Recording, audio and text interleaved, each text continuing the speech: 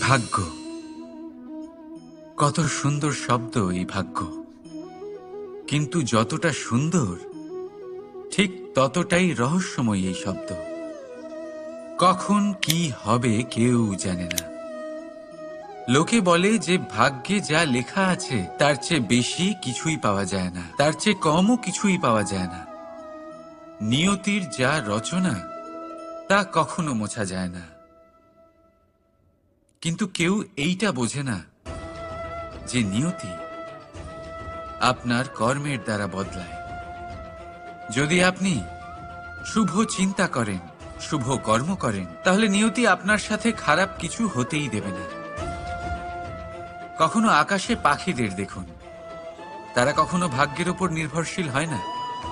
যতই ঝড় আসুক, যতই তীব্র হাওয়া দিক, ঘুরতে থাকে, একটা জিনিস জড়ো করে নিজের সৌভাগ্য, নিজের বাসা নিজেই তৈরি করে। নিজের সন্তানের জন্ম দেয়, তাকে লালন পালন করে, নিজেই তাকে উড়তে শেখায়, কখনোই ভাগ্যের উপরে নির্ভরশীল হয় না সে। এই বিষয়টা আমাদেরও শিখতে হবে। তাই মনে রাখবেন, আপনার ভাগ্য নিয়তির লিখন নয়। আপনার ভাগ্য তাই যেটা আপনি দিনের পর দিন আপনি নিজেই লেখেন। কিছু নিজে পরিশ্রম করে, কিছু নিজের ভাবনার জোরে। রাধা রাধা। মানুষের স্বভাব হলো যে সে সবসময় নিজে বলতে চায়, কারুর কথা শুনতে চায় না। কিন্তু তার এই স্বভাব তাকে এক বিশাল বড় জ্ঞানের থেকে দূরে সরিয়ে রাখে, সামনের মানুষের ব্যক্তিত্বের জ্ঞানের থেকে দূরে। তাই যদি আপনি কাউকে চিনতে চান, কাউকে বুঝতে চান, তাকে থামাবেন না, শুধু বলতে দিন।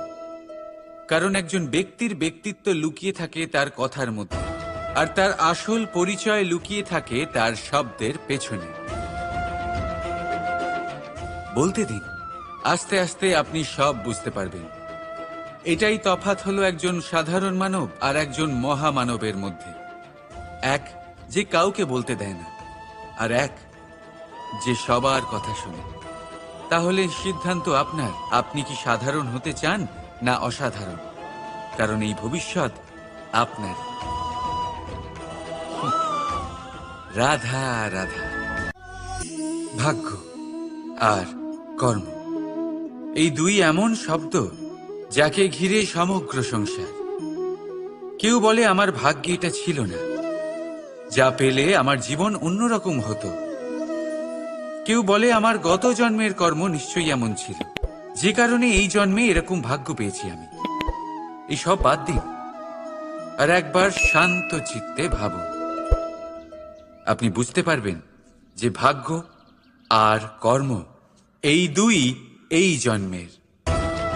তফাৎ শুধুমাত্র এটাই যে যদি ভাগ্যের কথা বলা হয়, তাহলে আপনি এই ভাগ্যের থেকে যত বেশি আশা করবেন তত বেশি নিরাশ হবেন আপনি। কারণ এই আশা আপনাকে কর্ম করা থেকে আটকায়। যদি কথা বলা হয় কর্মের, তাহলে নিজের কর্মের প্রতি যত বিশ্বাস রাখবেন তত বেশি সফলতা আপনার কাছে আসবে। তাই একটা কথা মনে রাখবেন, ভাগ্য আপনার কর্ম নির্ধারণ করে না, কিন্তু আপনার কর্ম আপনার ভাগ্যকে অবশ্যই নির্ধারণ করে। রাধা রাধা। এই সংসারে আলোর উৎস কি? সূর্য। এই সংসারে মিষ্টি জলের উৎস কি? নদী। এই সংসারে উচ্চতার প্রতীক কি হয়? হিমালয় পর্বত। আমরাও জীবনে এরকমই হতে চাই, সূর্যের মতো তেজস্বী হতে চাই, নদীর মতো পূজনীয় হতে চাই, হিমালয় পর্বতের মতো উচ্চতা লাভ করতে চাই। সব ঠিক আছে, কিন্তু তার জন্য আমরা কাজ কি করি? যদি এরকম আমরা হতে চাই, তাহলে সবার আগে সূর্যের মতো নিজেকে উজ্জ্বল করুন। সূর্যের সব থেকে বেশি আলো নিজের অন্তরে থাকে। নদীর মতো নিজের পথ নিজেই তৈরি করুন। পাথরের সাথে ধাক্কা খাওয়ার পরেও থেমে না যাওয়া শিখুন। হিমালয় পর্বতের মতো উচ্চতা লাভ করতে হলে সেটার মতো অটল থাকতে শিখুন। একটা কথা অবশ্যই মনে রাখবেন, নিজেকে জ্বালাবেন, তবেই সংসারকে আলোকিত করতে পারবেন। রাধা রাধা। প্রতীক্ষা, প্রয়াস, এই দুই জীবনের অভিন্ন অঙ্গ।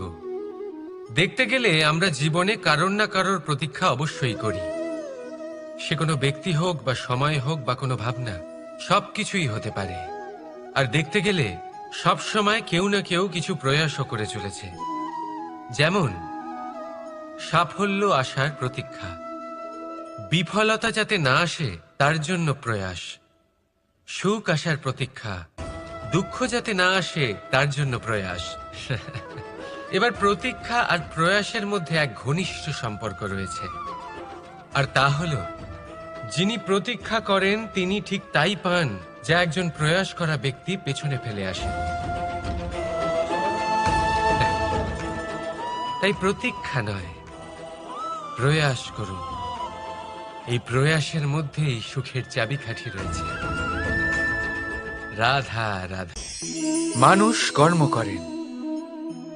আমি বারংবার বলি যে ফলের আশা করবেন না। তাও মানুষ কোথাও না কোথাও নিজের কর্মের বদলে কোনো না কোনো ফলের আশা অবশ্যই রাখেন। কখনো তিনি সফল হন, কখনো অসফল। সেই জন্যই আমি বলি যে ফলের আশা কখনো রাখবেন না, কারণ সাফল্য বা অসফলতা মনের মধ্যে রাখলে কখনো কোনো লাভ হয় না। যদি সাফল্য মনের মধ্যে রাখেন তাহলে অহংকার জন্ম নেবে। যদি অসফলতা মনের মধ্যে রাখেন তাহলে এক হীনমন্যতায় আপনি ভুগবেন, যা দিয়ে কোনো শুভকর্ম হবে না। সেই জন্য শুধুই কর্ম করে যান, কর্মেই মগ্ন থাকুন। আর আসুন আমার সাথে ভালোবেসে বলুন, রাধা রাধা। বন্ধু আর শত্রু প্রত্যেকের জীবনের একটা বড় অংশ এর উপরে নির্ভরশীল হয়ে থাকে। আপনার জীবনে সফলতা আর অসফলতাও এর উপরে নির্ভরশীল। কিন্তু এই বন্ধু এবং শত্রুদের খুঁজে পাওয়ার জন্য আপনাদের বাইরে যাওয়ার প্রয়োজন নেই, কারণ এরা স্বয়ং আপনার ভেতরেই আছে। আপনি যদি বিনম্র থাকেন, যদি আপনি নিরন্তর প্রয়াস করতে পারেন, তাহলে আপনার কোনো বন্ধুর প্রয়োজন নেই। যদি আপনার মধ্যে অহংকার থাকে, যদি প্রতি কথায় আপনার মধ্যে ক্রোধ উৎপন্ন হয়, তাহলে আপনার শত্রুর কোনো প্রয়োজনই নেই। নিজের অন্তরের এই বন্ধু ও শত্রুকে চিনুন, আর আমার সাথে ভালোবেসে বলুন, রাধা রাধা। একে চিনতে পারলেন? একে কুঠার বলা হয়। আপনারা জীবনে কোথাও না কোথাও কোনো না কোনো রূপে এটা দেখেই থাকবেন। একটা ব্যাপার নিশ্চিত, এই কুঠার ছাড়া কোনো বৃক্ষকে কাটতে পারা সরল নয়। এবার আপনি কখনো এটা ভেবেছেন, এই কুঠার এর এই অংশ, এর মুখটাই যদি না থাকে তাহলে কি হবে?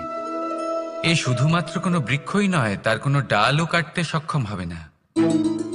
এবারে ভাবুন, এই শুকনো কাঠের হাতল এ আমরা কোত্থেকে পেলাম? কোনো এক বৃক্ষ থেকেই। সেই ডাল যাকে কেটে ফেলা হয়েছিল এক বৃক্ষকে কাটার জন্য, এই ডালই শস্ত্ররূপে প্রস্তুত।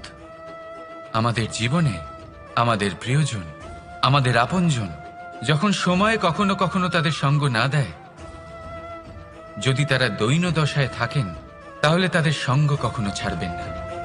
ওনাদের প্রয়োজন শুধুমাত্র মনোবল। তা তাদের দিন, তাদের সাহায্য করা আপনার কর্তব্য। হয়তো তাদের সাথে থেকে আপনার কোনো লাভ হবে না, কিন্তু তাদের দূরে থাকাতে আপনার ক্ষতি অবশ্যই হতে পারে। সর্বদা সাহায্য করুন। সঠিক সময় আসলে তা আপনার সহায়ক অবশ্যই হবে। রাধা রাধা। আমাদের মধ্যে বেশিরভাগ মানুষেরই এই অভিযোগ থাকে যে মানুষ তখনই আমাদের স্মরণ করেন যখন সেই সময় আসে যখন আমাদেরকে প্রয়োজন হয়, যখন কোনো কাজ থাকে, যখনই এই সময় পেরিয়ে যায়, তাদের কার্যসিদ্ধি হয়ে যায়, তারা আমাদের থেকে দূরে চলে যান, ভুলে যান আমাদের। এবার এই বিষয়ে ভেবে খারাপ অবশ্যই লাগে। এই পরিস্থিতিকেই অন্য এক দৃষ্টিভঙ্গি দিয়ে দেখার চেষ্টা করুন। মনে রাখবেন, মানুষ প্রদীপের সন্ধান তখনই করেন যখন তার জীবনে অন্ধকার থাকে।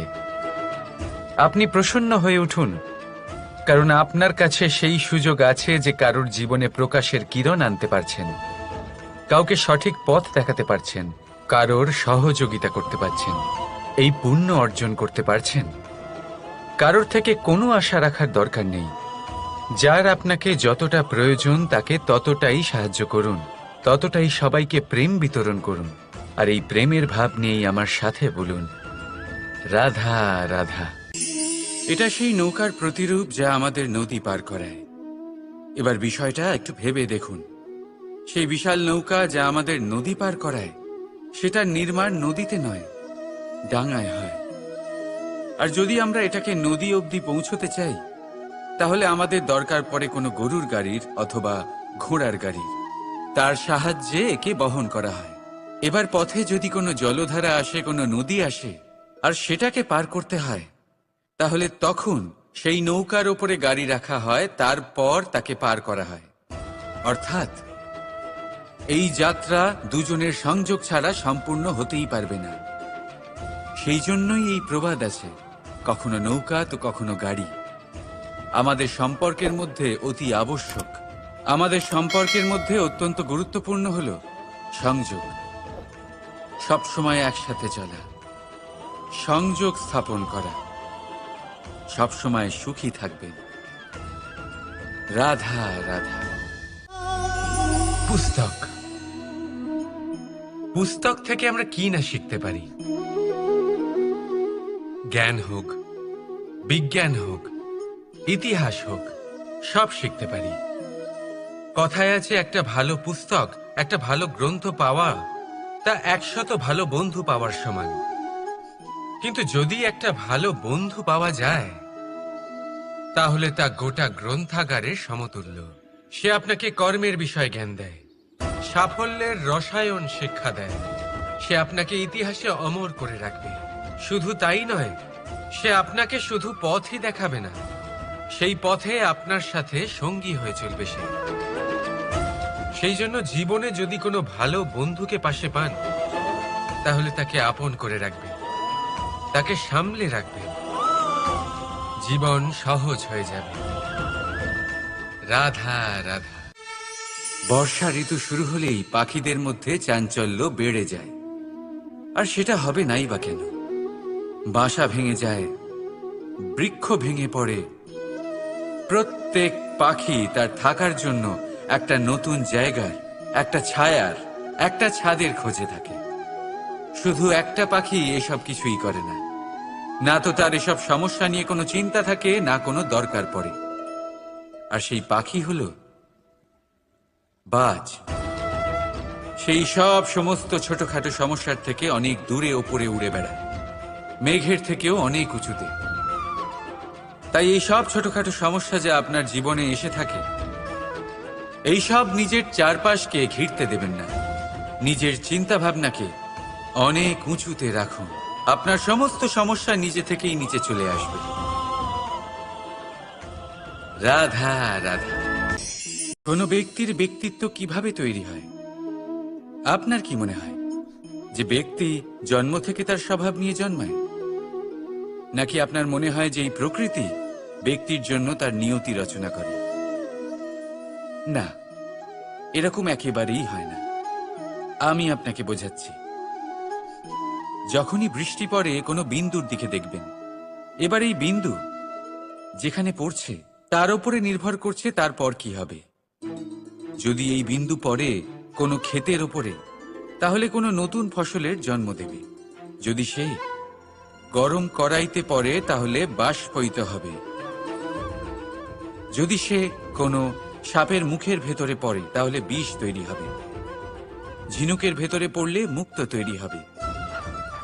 যদি কোনো পাতার ওপরে পড়ে তাহলে শিশির তৈরি হবে। একই বিন্দু, কিন্তু তার সঙ্গত তার ভবিষ্যৎ এবং ব্যক্তিত্ব নির্ধারণ করবে। এবার এটা তো শুধুমাত্র এক বিন্দু, তার কাজ হলো শুধুমাত্র পড়া। কোথায় সেটা সেও নির্ধারণ করতে পারে না। কিন্তু আপনি হলেন মানুষ। আপনি বাছাই করতে পারবেন যে আপনার সঙ্গী কারা হবে, কাদের সাথে আপনি মেলামেশা করে বড় হবেন। তাই তা ভালোভাবে করুন, কারণ এই নির্বাচন আপনার হাতে, কারণ এই জীবন আপনার, ভবিষ্যৎ আপনার। এবার আপনি মহান হতে চান কি না তার নির্ণয় আপনাকেই করতে হবে। আসুন আমার সাথে ভালোবেসে বলুন, রাধা রাধা। সূর্যের তাপ এতটাই প্রখর হয়, তা সমস্ত বনস্পতিকে শুষ্ক করে দেয়। পুকুর হোক, নদী হোক, সরোবর হোক, সমস্ত শুষ্ক হয়ে যায়। কিন্তু আপনি কখনো শুনেছেন সূর্যের তাপে সমুদ্র শুকিয়ে গেছে? এমন কখনোই হয় না। আর এর পিছনেই লুকিয়ে রয়েছে এক অমূল্য জীবনের শিক্ষা। সমুদ্রের মতো নিজেকে ধৈর্যশীল করে তুললে, নিজেকে সংযমী করে তুললে, সূর্যের তাপ আপনার কোনো ক্ষতি করতে পারবে না। আপনার অন্তর থেকে সেই তাপ বাষ্পায়িত হয়ে মেঘ তৈরি হয়ে সূর্যকে ঢেকে দেবে, আর তারপর হবে শুধু সাফল্যের বৃষ্টি। তাহলে আসুন আর আমার সাথে ধৈর্যের সাথে বলুন, রাধা রাধা। মানুষ অসুস্থ কেন হন? শারীরিক দুর্বলতার কারণে? না, মানুষ অসুস্থ হন তার মানসিকতার কারণে, তার বিবেকের কারণে, তার কর্মের কারণে, তার ক্রোধের কারণে। আর যখন কেউ সুস্থ হন, ঠিক হয়ে যান, তার মানে এটা নয় যে শুধু ওষুধের জন্য তিনি সুস্থ হয়েছেন। না, এটা কারোর তার প্রতি প্রেমের প্রভাব, বিশ্বাসের প্রভাব, সম্বলের প্রভাব। শুধুমাত্র ওষুধ দিয়ে কিছুই হয় না। যদি মনে প্রেম থাকে, বিবেক থাকে, বিশ্বাস থাকে, সম্বল থাকে, তবেই সেই ওষুধ কাজ করতে পারে। তাই মনে রাখবেন, এই জীবন হলো অত্যন্ত ছোট। মনে প্রেম ভাব রাখুন, মিত্রতা করুন, শত্রুতা নয়। ভালোবাসুন, বিদ্বেষ নয়। আর এই ভালোবাসার সাথেই বলুন, রাধা রাধা। মানুষ জীবনে সব সময় চিন্তা করে, ভাবতে থাকে যে তার জীবনে কতই না সমস্যা। তারপরে নিজের আশেপাশে দেখে আর ভাবে যে সবাই কত প্রসন্ন, শুধু আমার জীবনেই সমস্যা আছে। কিন্তু বিষয়টা তা নয়। শুধু প্রত্যেক ব্যক্তিরই নয়, প্রত্যেক প্রাণীরও জীবনে সমস্যা আছে। এবার মানুষ একটা পাখিকে দেখে এটাই ভাবে যে এদের জীবন কতটা সহজ। কোনো দেশেরই সীমারেখা এদের ওপর লাগু হয় না। কোথায় থাকবে সেই নিয়েও কোনো ভাবনা নেই। কত শান্তির জীবন এদের। তারপর সে একটা পিঁপড়েকে দেখে আর এটা ভাবে, কি অসাধারণ, এদের তো সারা জীবনই মাটির উপরেই অতিবাহিত হয়, খাবারটাও মাটিতেই পেয়ে যায়। কি শান্তির জীবন এদের। কিন্তু যখন কোনো ঝড় আসে, তখন সবার আগে সেই পাখির বাসাটাই ঝড়ে ভেঙে যায়। এই পাখি যে শাখাতেই গিয়ে বসে পড়ুক, তাদের উপর সবসময় সংকট থাকে যে ওপর থেকে কোনো বড় পাখি এসে তাদের উপর প্রহার না করে, তারা নিজেদের প্রাণ না হারায়। আর যদি কথা বলি পিঁপড়েকে নিয়ে, এদের উপর সবসময় সংকট থাকে যে কোনোভাবে বাতাস বা জল এদের ভাসিয়ে না নিয়ে যায়, কোনো প্রাণী ওকে পা দিয়ে পিষে না দেয়, এই পিঁপড়ে পিষ্ট হয়ে না মারা যায়। দেখুন, সমস্যা প্রত্যেকের জীবনে রয়েছে, আর এই সমস্যা আসতেই থাকবে। এর অর্থ এটা নয় যে এই সমস্যার সম্মুখীন হওয়া যায় না, এর সমাধানও সম্ভব নয়। প্রত্যেক সমস্যার সমাধান অবশ্যই আছে, শুধু শান্ত মনে সেটা খুঁজে বের করতে হবে। তাহলে সেটাই করুন, প্রত্যেক সমস্যার সমাধান করতে থাকুন। যত সমাধান করবেন, জীবন আনন্দময় হয়ে উঠবে। যদি সমাধান না করেন, তাহলে আজীবন দুঃখই পেতে থাকবেন। আসুন আমার সাথে ভালোবেসে বলুন, রাধা রাধা।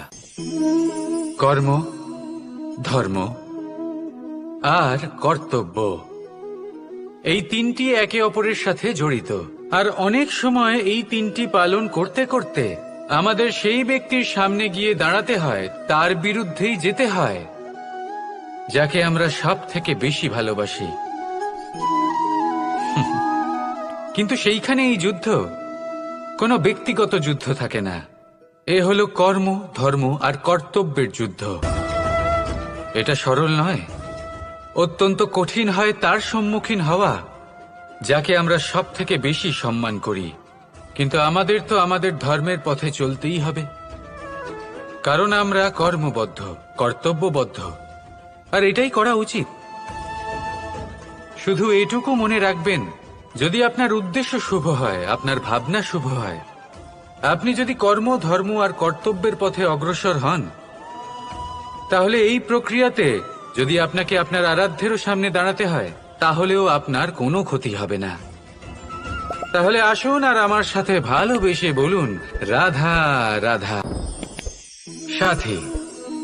সাথী এই শব্দটির ব্যাখ্যা কে কিভাবে করে? মিত্র, সখা, বন্ধু। কিন্তু অর্থ একটাই, তিনি যিনি আপনার সঙ্গী হন আর তিনি যার সাথী আপনি হন। এবার সব থেকে বড় প্রশ্ন হলো এটাই যে তিনি কে হতে পারেন যাকে আপনি আপনার সাথী বলে মেনে নিতে পারেন, নিজের সখা, নিজের মিত্র, নিজের বন্ধু মেনে নিতে পারেন। আপনার সাথী হলেন তিনি যিনি দুঃখের সময় আপনার পাশে থাকবেন, আপনার হাত ধরে থাকবেন। আপনার সাথী হলেন তিনি যার হাত আপনি নিজের সুখের দিনে ধরে থাকবেন। সেই সাথীরই হাত ধরুন যিনি দুঃখে সবসময় আপনাকে সাহায্য করার জন্য তৎপর হয়ে থাকেন, আপনার পাশে থাকেন, আর যাকে সুখের দিনে আপনি আপনার সাথে রাখতে পারেন। আর যখন আপনার সাথে আপনার এই সাথী থাকবে, তখন আপনি এটা বুঝবেন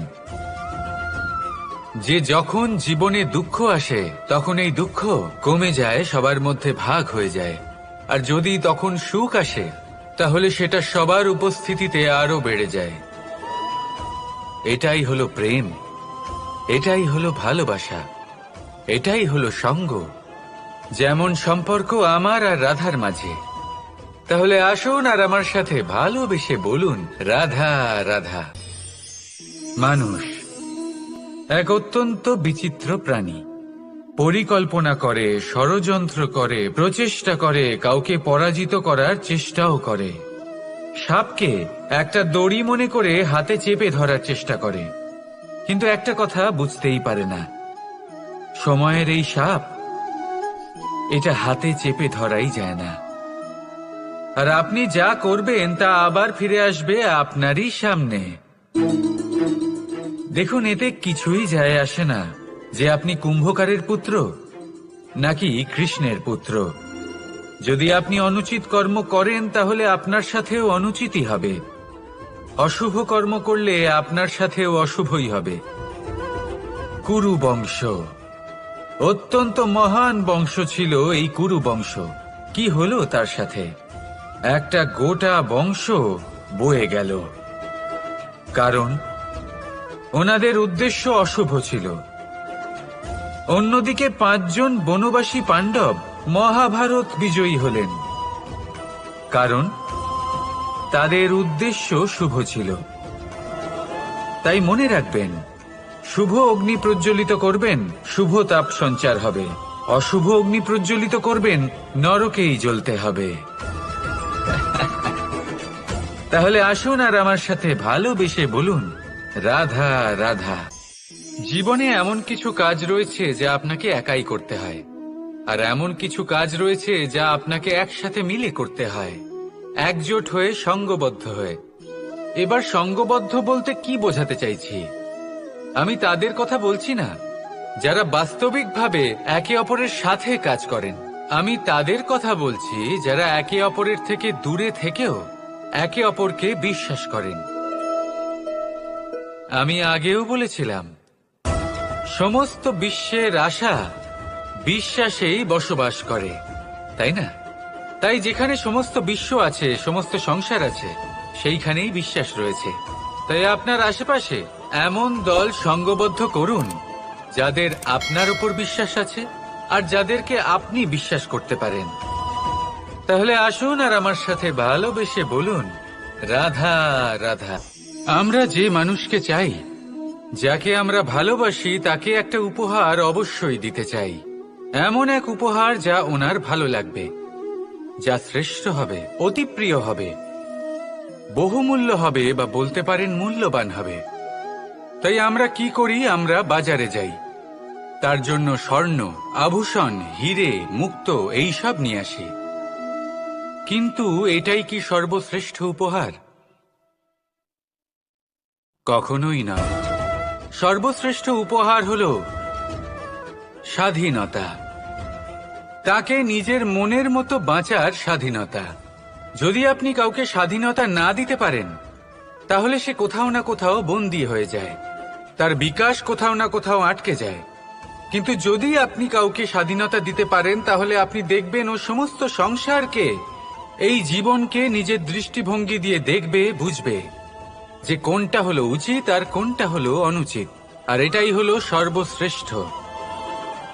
আর এবার যদি কাউকে স্বাধীনতার মাধ্যমে এত বড় একটা শক্তি দিতে পারেন, তাহলে আপনি আমাকে বলুন, এর থেকে বড় উপহার আর কি হতে পারে? আসুন আর আমার সাথে ভালোবেসে বলুন, রাধা রাধা। পিতা আর পুত্রের সম্পর্ক অত্যন্ত মধুর হয়ে থাকে। পিতা স্বপ্ন দেখেন, তাকে পূর্ণ করার সকল সম্ভাব্য চেষ্টা করেন, কিন্তু তাও অনেক সময় ওনার স্বপ্ন অপূর্ণ থেকে যায়। তখন পিতা ভাবেন যে স্বপ্ন উনি পূর্ণ করতে পারেননি, ওনার সন্তান তা অবশ্যই পূরণ করবে। যে স্থানে উনি কখনো পৌঁছতে পারেননি, সেই স্থানে ওনার পুত্র অবশ্যই পৌঁছবে। পিতা নিজের সন্তানের ভবিষ্যৎ নিয়ে সেই স্বপ্ন দেখেন, আর যখন সেই সন্তান সামনে এগোতে থাকে, তখন তার দুঃখ হয় না, বরং গর্ব হয়। ওনার ভালো লাগে এটা দেখে যে ওনার সন্তান অনেক উন্নতি করছে। কিন্তু যখন সন্তান নিজের অভিভাবকের শক্তি দেখে, তার যশ দেখে হিংসা করতে থাকে, সমস্যা সেইখানেই শুরু হয়। সেই জন্য সকল সন্তানকে এটা মনে রাখতে হবে, দেখুন, পুত্র হবার সুবাদে, এক সন্তান হবার সুবাদে, এটা হলো আপনার অধিকার যে আপনি আপনার পিতার থেকে বেশি উন্নতি করবেন। আপনার পিতাও এটাই চান, কিন্তু সুস্থভাবে এটা করুন। একটা রেখা টেনে নিন, যাতে আপনি তাতে এগোতে পারেন আর আপনার পিতার তাতে গর্ববোধ হয়, আর সেই বিষয়ে দুঃখ না হয় যে আমার সন্তান আমাকেই ছোট করার চেষ্টা করছে। ইতিহাস সাক্ষী রয়েছে, যে মানুষ অন্য কাউকে ছোট করার চেষ্টা করেছেন, সেই মানুষই ছোট হয়ে গেছেন। আর আমার মনে হয় না আপনি এটা চান, কারণ কোনো একদিন আপনিও কারোর পিতা হবেন। আসুন আমার সাথে ভালোবেসে বলুন, রাধা রাধা। প্রেম এই সংসারে এসেছিল এই সংসারকে প্রেমের শিক্ষা দেওয়ার জন্য, এই জীবনের সুখের অনুভূতি আসলে কি তা শেখানোর জন্য। কিন্তু যদি সত্যি কথা বলি, তো আমি নিজেই প্রতিদিন প্রেমের নতুন নতুন স্বরূপ দেখতে পাই, প্রেমের একটা নতুন অনুভূতি প্রত্যেক নতুন দিনে। আর তার কারণ হলো এই প্রেম অনন্ত, এ হলো দৈব। প্রেম হলো এই সংসারের সব থেকে বড় ঢাল এবং সব থেকে বড় অস্ত্র। এই প্রেম ছাড়া না কোনো ন্যায় হয় আর না কোনো শাস্ত্র, না জীবন আছে আর না অন্ত। এবার যদি এই প্রেম মনের মধ্যে বাস করতে শুরু করে,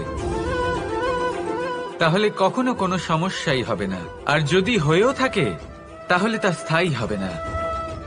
এই প্রেম কি না করতে পারে? এই প্রেম সমস্ত সমস্যা মিটিয়ে ফেলতে পারে, আপনার মনের মধ্যে অহংকারকেও বিনাশ করে দিতে পারে, আপনাকে সাক্ষাৎ ঈশ্বরের সাথে দেখা করাতে পারে। তাই প্রেমের দ্বারা প্রয়াস করতে থাকুন, এই সংসারের প্রত্যেক মানুষকে, প্রত্যেক বস্তুকে, প্রত্যেক জীব জন্তুকে ভালোবাসবেন। আর এই প্রেমের দ্বারাই বলুন, রাধা রাধা। ভাগ্য, কত সুন্দর শব্দ এই ভাগ্য, কিন্তু যতটা সুন্দর ঠিক ততটাই রহস্যময় এই শব্দ।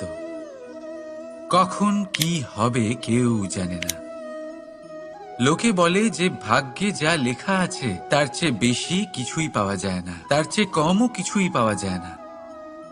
নিয়তির যা রচনা তা কখনো মোছা যায় না।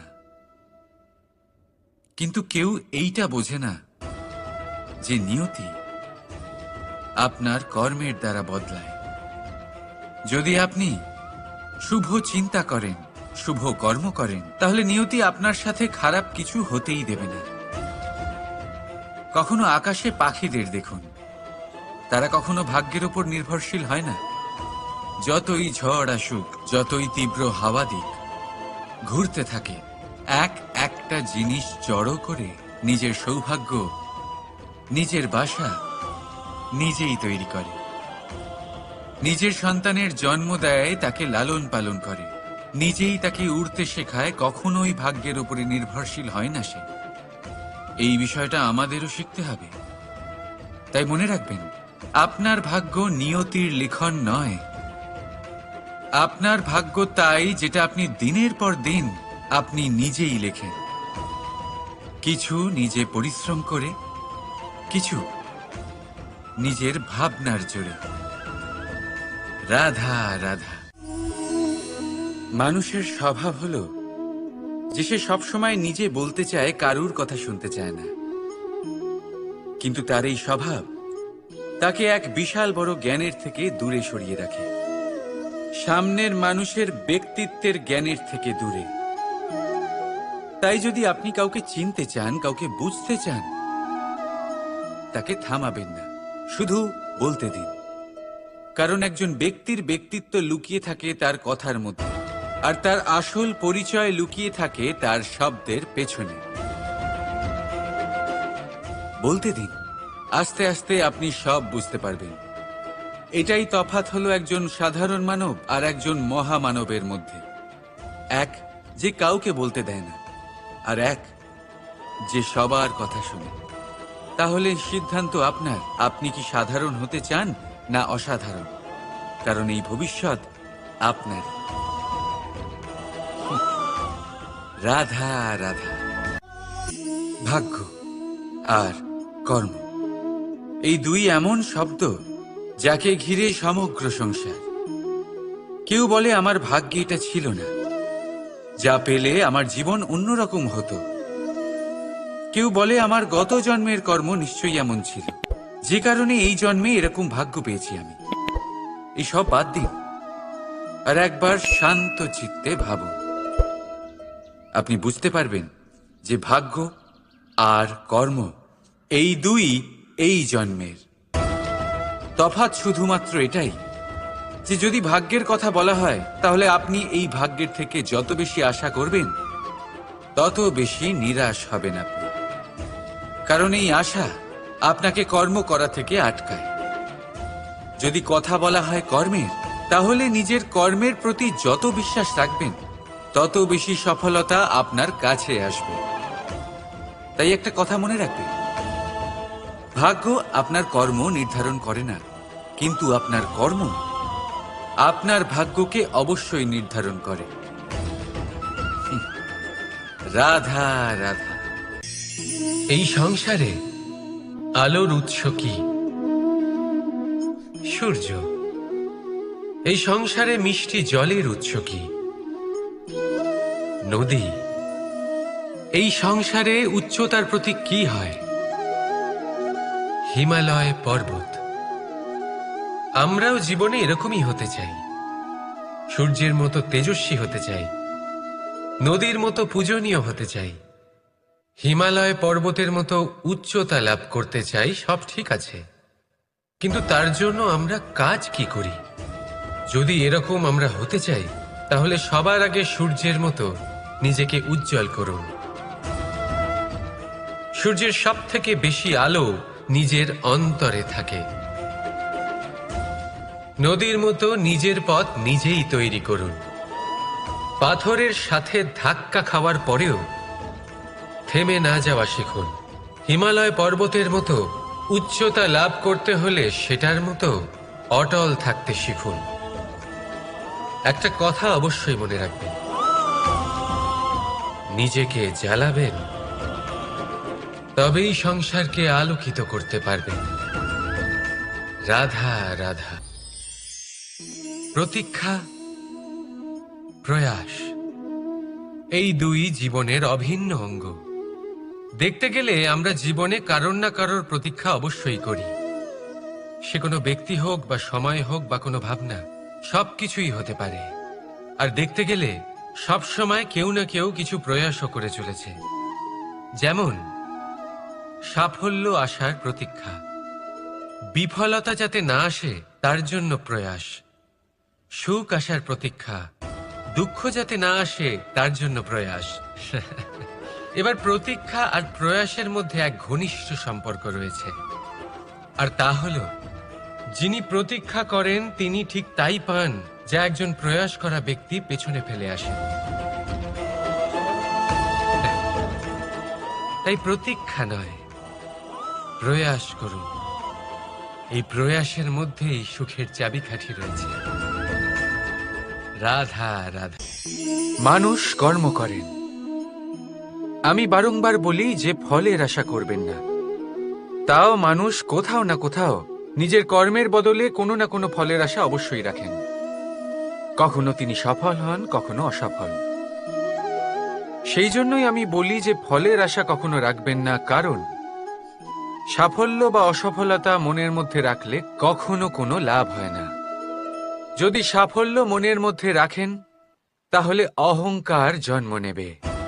যদি অসফলতা মনের মধ্যে রাখেন তাহলে এক হীনমন্যতায় আপনি ভুগবেন, যা দিয়ে কোনো শুভকর্ম হবে না।